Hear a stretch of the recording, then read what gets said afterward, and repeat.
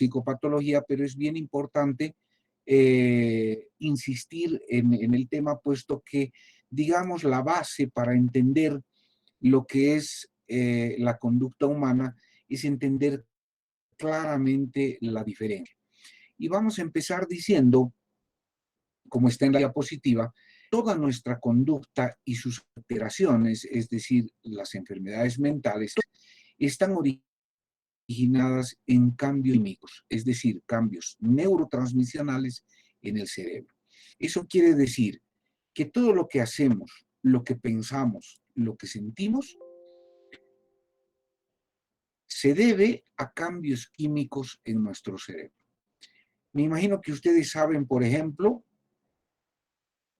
que se puede hacer que una persona se enamore a través de estimulación eléctrica de ciertas áreas, especialmente la amígdala cerebral. Hacia la estimulación eléctrica, eso produce la descarga de neurotransmisores, los neurotransmisores específicos, que son en este caso dopamina, serotonina y oxitocina, y la persona se enamora. Es tan simple como ponerles mi foto enfrente, hacer la estimulación eléctrica y listo, se enamoraron del doctor Valda, ¿no?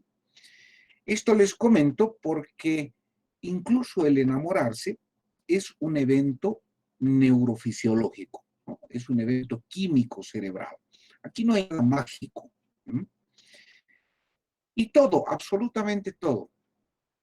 El hecho de que una persona sea muy responsable, otra sea una flojonaza, el hecho de que alguien sea muy puntual, otro sea tremendamente impuntual, el hecho de que uno sea muy enamoradizo y el otro sea un corazón de hielo, ¿no es cierto?, que jamás se enamora, etcétera, tiene que ver con cambios químicos en el funcionamiento cerebral. Toda nuestra conducta normal, todo lo que hacemos, lo que estamos haciendo ahorita, y no solo eso, sino las anormalidades. Quiere decir que las anormalidades se van a deber a cambios químicos en el cerebro, pero ya cambios patológicos, ¿no es cierto? Entonces, podemos ver en los dos dibujitos de la diapositiva, en el primero, hay unos tubos de ensayo que tratan de graficar algunos cambios químicos en el cerebro que se van dando junto con algunas emociones o con algunas enfermedades. En el primer tubito vemos la esquizofrenia y vemos que en la esquizofrenia existen altos niveles de dopamina. En todas las psicosis, en realidad, el problema es un exceso de actividad dopaminérgica, decimos una hiperactividad dopaminérgica. En consecuencia, como vamos a ver más adelante, el tratamiento en todas las psicosis, como en la esquizofrenia, por ejemplo, se hace en base a bloqueantes dopaminérgicos, es decir, medicamentos que van a bloquear la acción de la dopamina. En un segundo tubito de ensayo vemos ansiedad, vemos niveles muy bajos de dopamina, pero más específicamente en la ansiedad existen bajos niveles de serotonina. Esto debía ser verdecito. Pero bueno, también existe una baja de dopamina, pero sobre todo de serotonina. Lo contrario, en el siguiente tubito de ensayo vemos que la felicidad está caracterizada por niveles altos de serotonina. La serotonina, recordemos, y esto lo hemos visto antes, maneja dos aspectos en la conducta. Primero, maneja la ansiedad y segundo, maneja el estado de ánimo. Es decir, cuando la serotonina está alta, como en este tubito de ensayo, la persona está animosa, con buen estado de ánimo, optimista, con ganas de hacer las cosas, con pilas, decimos, ¿no?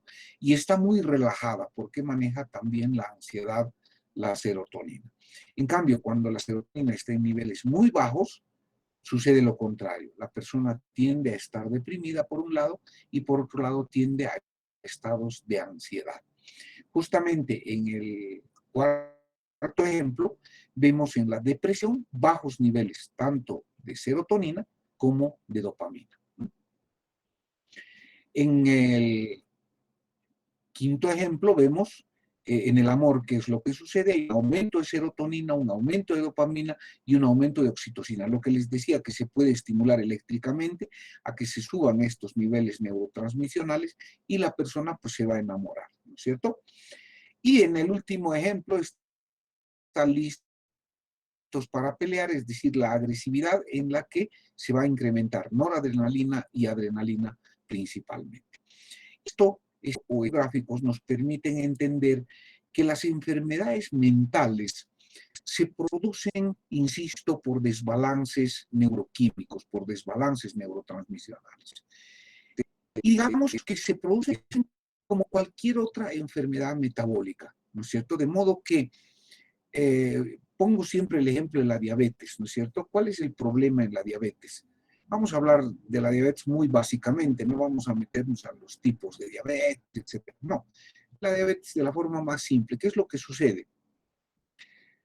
La glicemia se incrementa anormalmente, ¿no es cierto? Hay una hiperglicemia. ¿Y cuál es la causa de esa hiperglicemia? La falta de una sustancia que es la insulina, ¿no es cierto? Que es una hormona. No, el diabético no tiene insulina, en consecuencia no se produce el consumo de la glucosa y la glicemia se incrementa. Ese es el problema en la diabetes, básicamente, ¿no? Ya les digo, no vamos a entrar en tipos de diabetes, insulino dependiente, qué sé yo, no. Sino básicamente ese es el problema. ¿Cuál es el tratamiento en la diabetes entonces? La cosa es simple. Hay que darle insulina o hay que estimular la producción de insulina. Al haber insulina, se consume la glucosa, baja la glicemia y el problema se resuelve. ¿Mm? Lo mismo exactamente sucede en los problemas mentales. En la esquizofrenia, que es el primer ejemplo del tubito de ensayo, se dispara la dopamina y la dopamina en el sistema límbico lo que hace es darnos la capacidad de distinguir lo real de lo irreal. Es decir, lo que hace la dopamina es lograr la percepción de realidad. Al incrementarse demasiado la dopamina, la mente del enfermo empieza a generar ideas fuera de la realidad, ideas anormales, delirios, ¿no? Ideas de que le están persiguiendo, que le quieren matar, etc.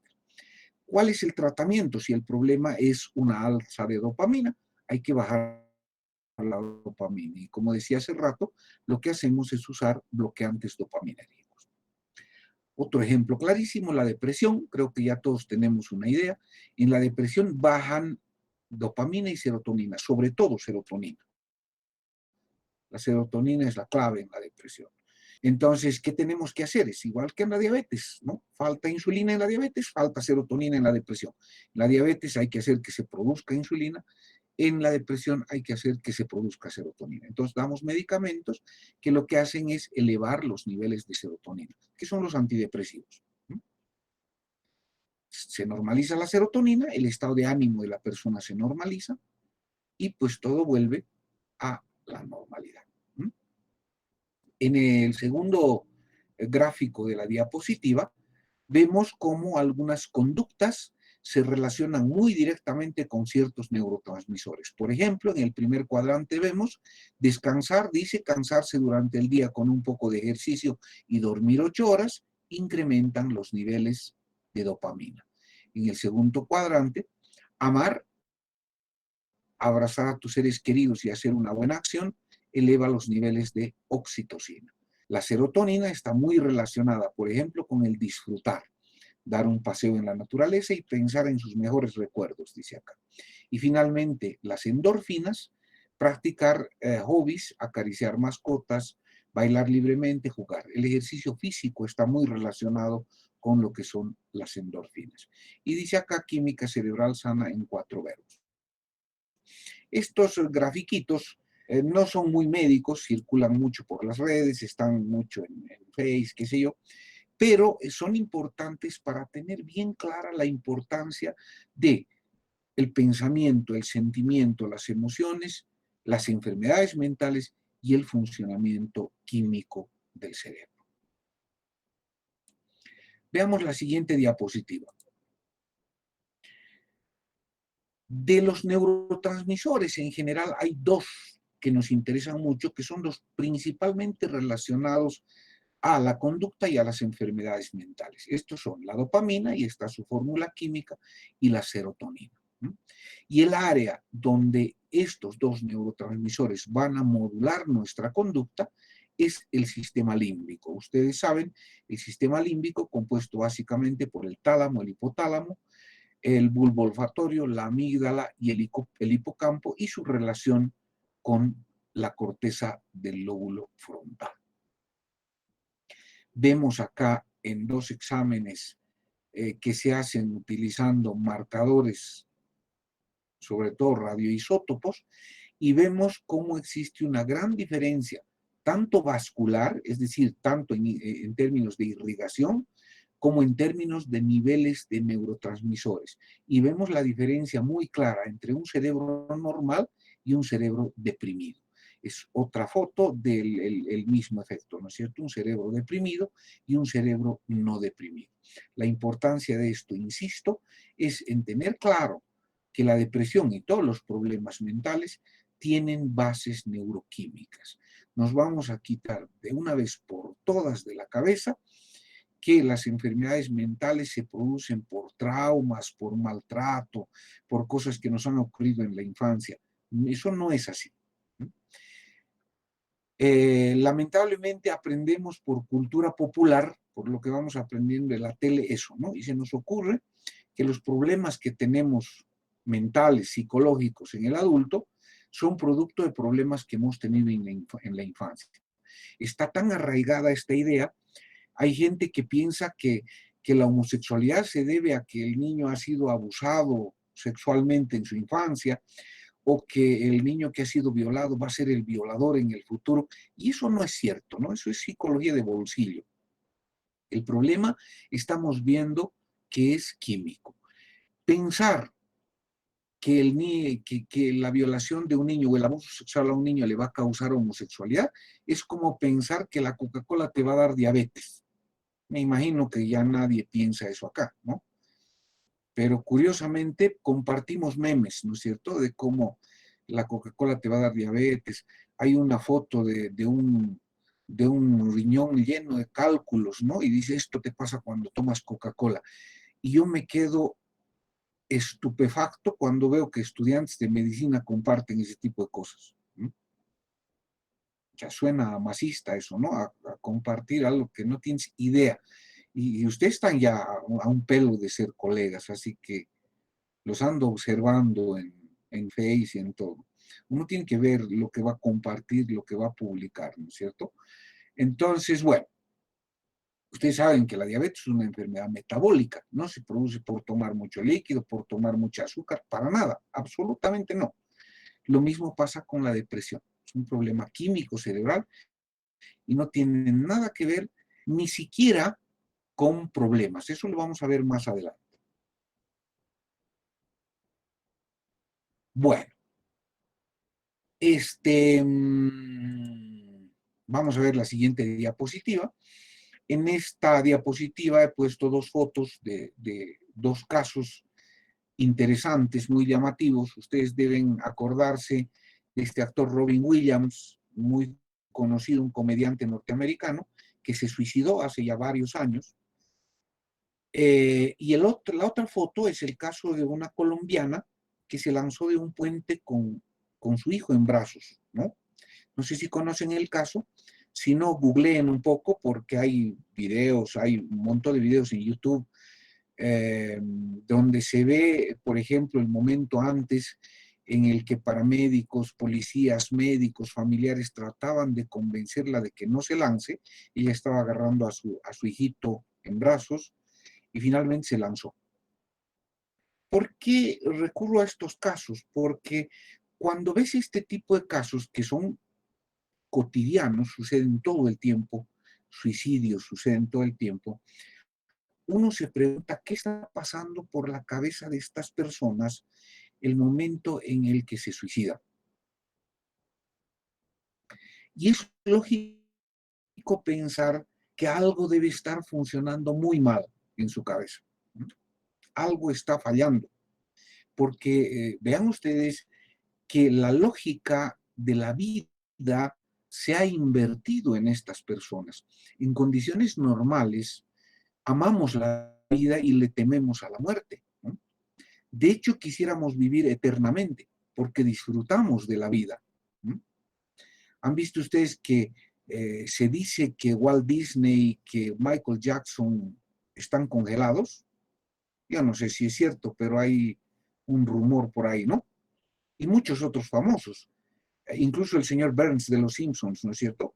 Se supone que lo congelan para ver si luego descubren la cura para 14 puñaladas, algo así es, ¿no es cierto? Porque eso es lo normal. Y lo normal es que le tenemos miedo a la muerte. Nos cuidamos, ahorita nos estamos cuidando mucho, ¿no? Yo casi no salgo. Me estoy cuidando como si fuera de cristal.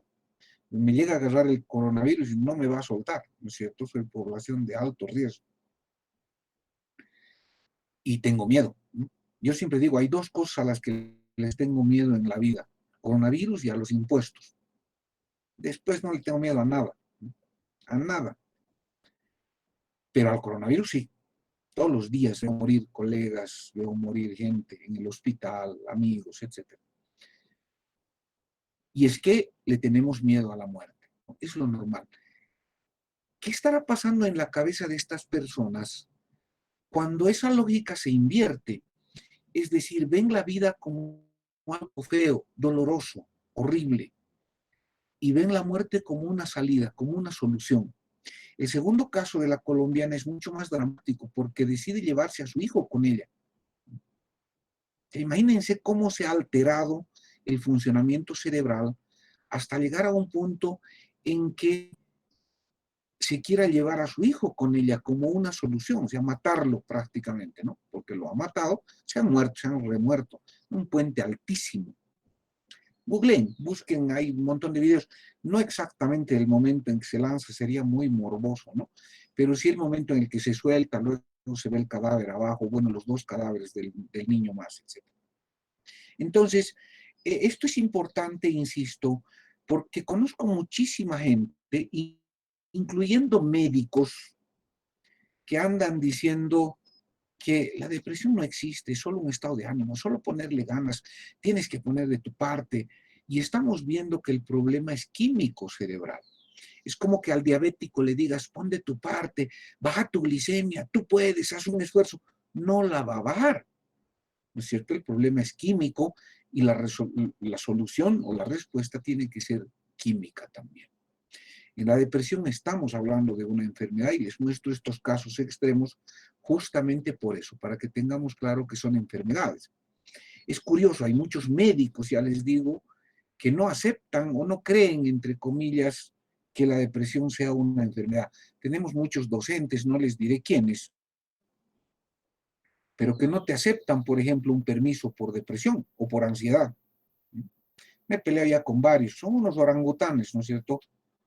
Sobre todo cirujanos que son más mecánicos, ¿no? Que no entienden más allá de lo que es cortar, sacar y suturar, ¿no?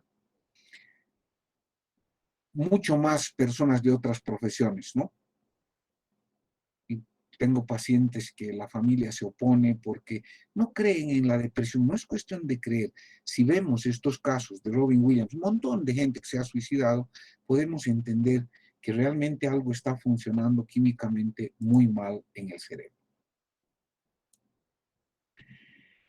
Entonces, desde esta perspectiva de las bases biológicas, podemos, en principio, antes de entrar a lo que es la enfermedad, podemos decir que en términos generales, de acuerdo a nuestros niveles de neurotransmisores, todas las personas y todos los que estamos aquí en esta sala virtual, tenemos un tipo de personalidad, insisto, que depende de nuestros niveles de neurotransmisores. Estos tipos de personalidad los podemos dividir básicamente en dos tipos básicos, que son la desviación derecha de la personalidad y la desviación izquierda de la personalidad. Esta desviación derecha e izquierda simplemente hace referencia a que son dos tipos de personalidad divergentes, opuestos, vamos a decir. Por eso uno va a la derecha, el otro va a la izquierda. No tiene nada que ver con política, ni con la derecha golpista, ni con la izquierda plurinacional, ni nada de eso, ¿no? Simplemente que son divergentes, ¿no? Y empecemos hablando un poquito de lo que es la desviación derecha de la personalidad. Estas personalidades más o menos abarcan al 50% de la población, es decir, la mitad de la población son derechos y la mitad izquierdos. ¿Mm? Quiere decir que de 39 que estamos acá, más o menos 19 o 20 son derechos, más o menos 19 o 20 son izquierdos. ¿Mm? Cada uno de ustedes ya irá viendo a qué tipo de desviación pertenece. Estamos hablando de desviaciones normales de la personalidad. Ahorita no estamos entrando a hablar de enfermedad. Y empecemos con la desviación derecha. La desviación derecha de la personalidad se caracteriza porque son personas escrupulosas, rígidas, ordenadas, ansiosas, realistas, obsesivas, depresivas, responsables. Estas son algunas de las características fundamentales de lo que es la desviación derecha de la personalidad. Las personas de desviación derecha suelen ser personas muy puntuales, suelen ser personas muy ordenadas, sobre todo en ciertos aspectos. Y les adelanto, yo tengo una desviación derecha. ¿Mm? Tiendo a ser depresivo, obsesivo, todo lo que hemos mencionado. Tiendo a ser muy ordenado en ciertas cosas. En ciertas cosas, ojo, cada loco con su tema, decimos, ¿no? Cada obsesivo tiene su rollo. Yo soy muy ordenado con ciertas cosas. Les pongo un ejemplo. Yo soy muy ordenado con las cosas que llevo en mis bolsillos. Mi billetera siempre está en el bolsillo derecho de atrás, siempre. No puede fallar, porque me incomoda si falla. Eso es parte de la obsesividad. Mi llave siempre está en el bolsillo delantero derecho. La llave de mi auto en el bolsillo delantero izquierdo. Y en el bolsillo trasero izquierdo tengo peine y pañuelo. Yo soy viejo a la antigua, ¿no es cierto? No manejo Kleenex, uso pañuelo todavía. Debo ser de los pocos, ya no hay ni para comprar, pero tengo mi reserva. Entonces, todo tiene que estar en su lugar. Y debe haber acá personas de desviación derecha que tienen un orden así. Hay personas que en su mochila todo tiene que estar en cierto lugar. ¿Sí? Hay cierto bolsillo para cada cosa, ¿no? E incluso hay un orden. Es decir, las cosas se van metiendo en un orden. Quienes son derechos me entienden y saben que lo hacen, ¿no es cierto? Las personas de desviación derecha, por ejemplo, suelen tener la ropa muy ordenada por colores, no sé, por estaciones. Aquí no hay mucho de esto del verano y el invierno, ¿no? Pero sí, la ropa abrigada a un lado y suelen estar ordenadas por colores, ¿no? Difícil, casi imposible que una persona de desviación derecha ponga calcetines con los calzoncillos o con la ropa interior. Difícil, casi imposible, ¿no? Porque todo tiene que estar en su lugar. Si no está en su lugar, te incomoda. Eso es propio de la desviación derecha. Por eso es escrupuloso o escrupulosa la persona de desviación derecha. Si ustedes se acuerdan un poquito de psicópata, es un obsesivo compulsivo en chiquito, pero si no llega a ser un obsesivo compulsivo. Pero está a un pelo, los derechos estamos a un pelo de ser obsesivos compulsivos. Entonces, todo tiene que tener cierto orden, ¿no?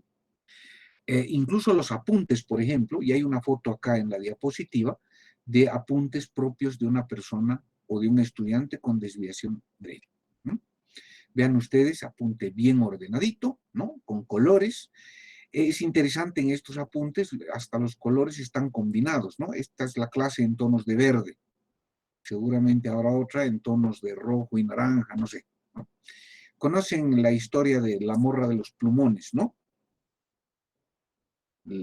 Que casi siempre chica que hace todo con colores, ¿no? Y que tienen colecciones de colores, de marcadores de colores, qué sé yo. He visto en clases presenciales una chica que tomaba apuntes con 7 colores. Entonces, de un color eran los títulos, de otro los subtítulos, de otro color nombres propios, de otro color definiciones, no sé, ¿qué más? ¿No?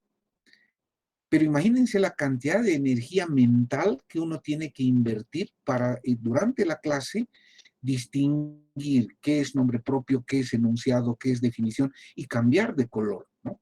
Capísima ya cambiaba. Y debe haber chicas aquí, más chicas que chicos, también hay varones, pero más chicas que chicos que seguramente toman apuntes así. Suele haber personas de desviación derecha que toman apuntes y luego pasan los apuntes a limpio, porque les incomoda estudiar de garabatos, ¿no? Tienen que leer como que bien bonito todo. Esto puede convertirse en una enfermedad cuando yo tengo una paciente que es estudiante de la universidad, por ejemplo, que me dice, doctor, me paso tardes enteras transcribiendo una clase. ¿Por qué? Porque la está transcribiendo, se equivoca y no tolera que haya una equivocación. Entonces arranca la hoja, vuelve a empezar, ¿no? Y me dice, a veces me paso horas arrancando hojas, y no logro. Entonces ya se vuelve un problema. Ya es un problema. En ese caso estamos hablando de una enfermedad, ¿no? Porque ya no te está ayudando, ya no está haciendo que tus apuntes sean bonitos, ordenados, ya te está complicando la vida, ¿no?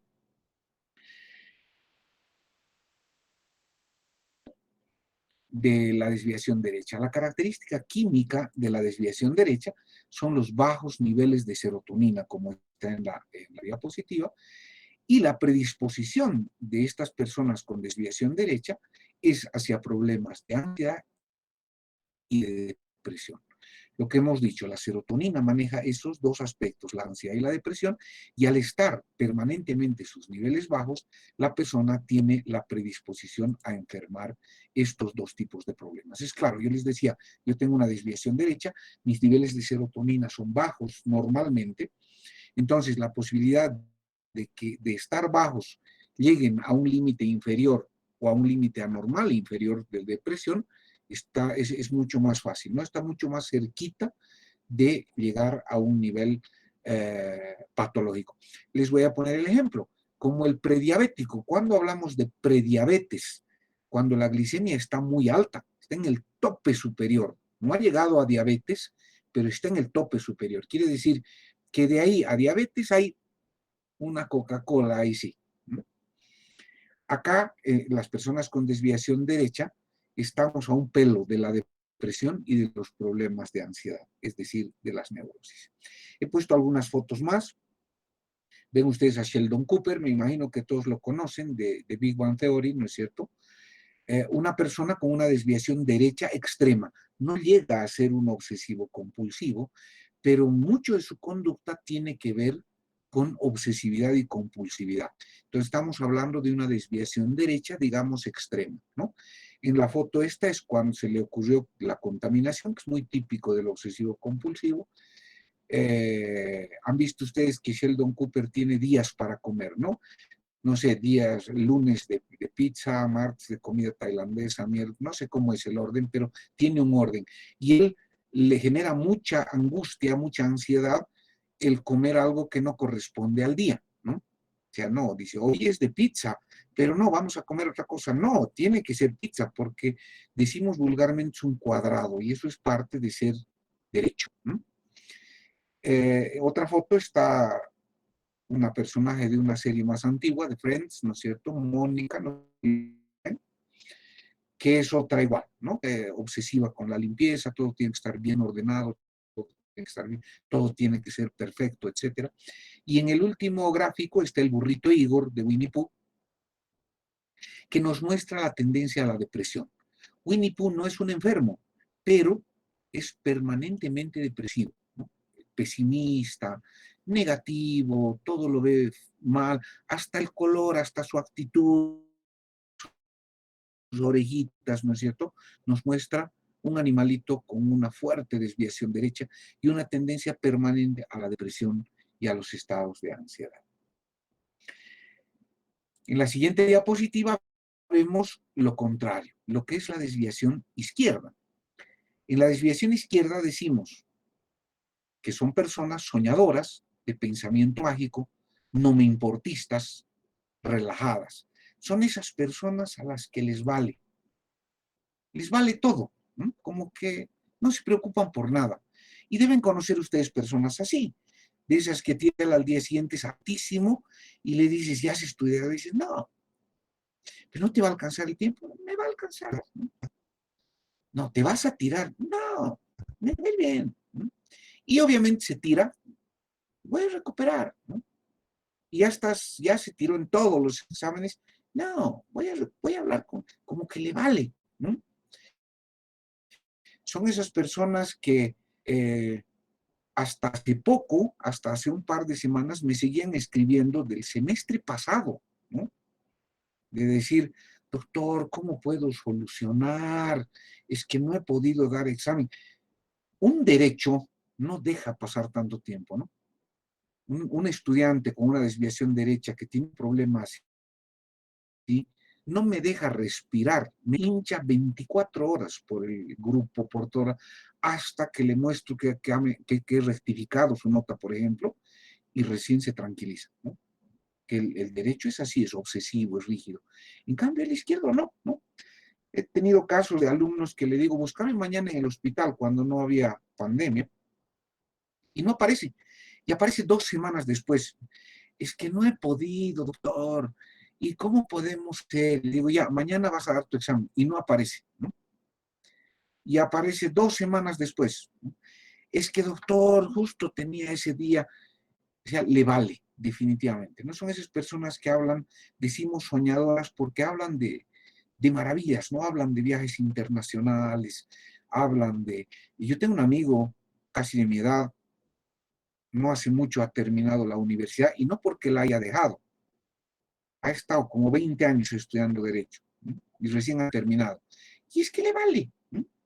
Él vive de una pensión que le dejó su padre, no hace nada, ¿no? Pero te habla de viajes, ¿no? Te dice, oh no, yo tengo que conocer Dubái, ¿no? Y yo soy derecho, lo miro con cara de, no tienes para comer y estás pensando en ir a Dubái, ¿no? Es de los que dice, no, se había comprado un Toyota, qué basura, ¿no? No, Mercedes o nada. No tiene auto, si no tiene un centavo, ¿no es cierto? Entonces, como que vivir en otro mundo, en otra realidad. He puesto las fotos acá. Vean ustedes los apuntes de una persona de desviación izquierda. Es típico del izquierdo, ¿no? Eso es que examen presencial, llega al examen y el profesor dice, saquen una hoja de papel y regálame papelito, ¿no? Me prestas bolígrafos y ha ido a dar examen y no ha llevado ni hoja ni bolígrafo, ¿no? Él le vale, definitivamente, le está valiendo, ¿no? En cambio, el derecho es lo contrario. El derecho se asegura de tener sus hojas y sus hojas favoritas, ¿no? Y su bolígrafo de la suerte y que escriba su bolígrafo. Además, por si le falla, tiene 2 o 3 de repuesto, ¿no? Si algo falla, te saca otro al tiro, pues está preparado para cualquier cosa. El izquierdo no, le vale. Es de los que se presta hojita para tomar apuntes, ¿no? Toma apunte de una materia en un lado y al reverso toma la siguiente materia. Y después lo dobla y al bolsillo. Y ni lo ve después, ¿no es cierto? Es como para que le vea tomando, anotando nomás el docente, ¿no? Que está valiendo. Después igual va a estar buscando prestarse, fotocopiarse, y va a buscar noche antes, ¿no?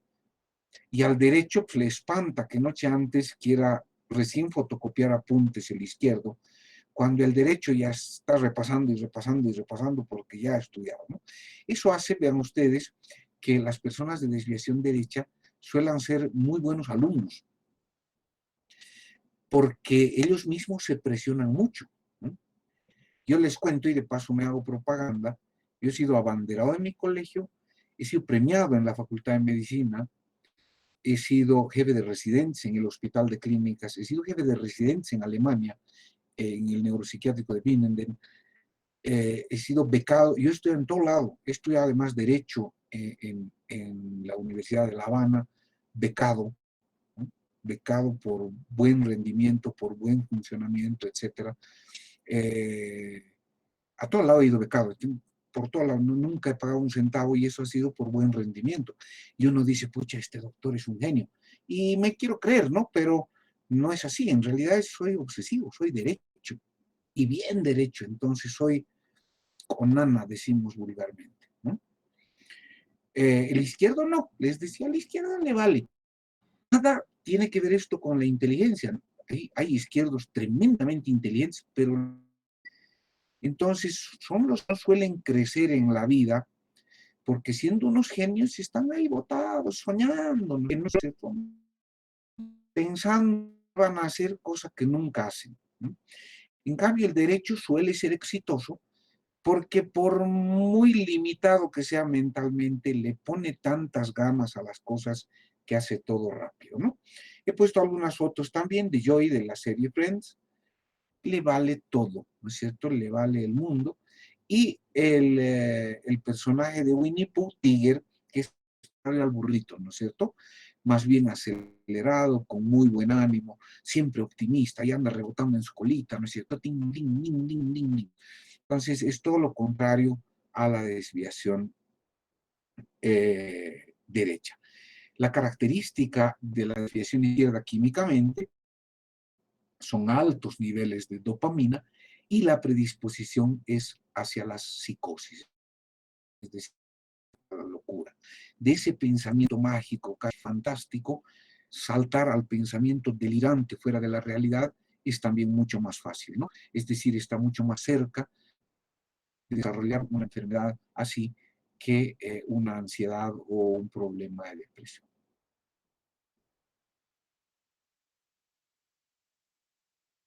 Bueno, nos vamos a quedar ahí.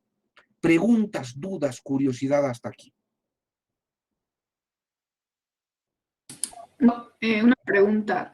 Una persona con, no sé, digamos, aspectos de las dos personalidades, ¿se puede decir que es la borderline o no, no es eso? Exactamente, exactamente. Muy buena pregunta.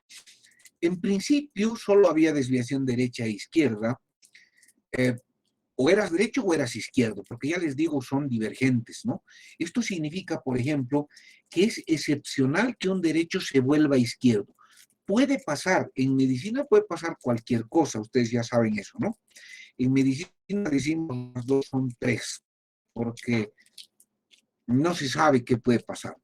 Entonces, hay la posibilidad, pero es una posibilidad muy remota, es decir, que un derecho se vuelva izquierdo.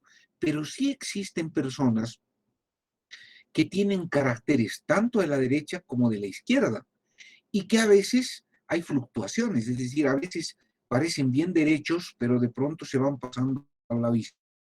Entonces, hablamos justamente, como dice Micaela, de lo que es la personalidad limítrofe o borderline. Limítrofe, borderline o fronteriza se llama. Quiere decir que no hay una definición clara de si es derecho o es izquierdo. Cuando esta personalidad fronteriza se vuelve enfermedad, es decir, se vuelve un trastorno limítrofe de la personalidad, es una enfermedad bastante complicada, bastante molestosa, muy incómoda para el paciente, de mal pronóstico, de difícil tratamiento, puesto que no hay un cambio neuroquímico claro. Es decir, en la depresión le subes la serotonina, en la psicosis, que es el otro extremo, le bajas la dopamina. ¿Qué haces si a rato hay uno y a ratos el otro? En la bipolaridad también. Es más complicado de manejar, ¿no? Necesitas estabilizadores del ánimo, otro tipo de medicamentos, y es de peor pronóstico. Felizmente son pocos los casos de, ¿no?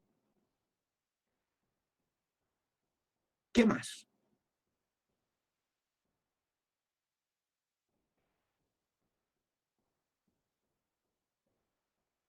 Bueno, clarísimo. Tenemos ya la asistencia. Sí, doctor.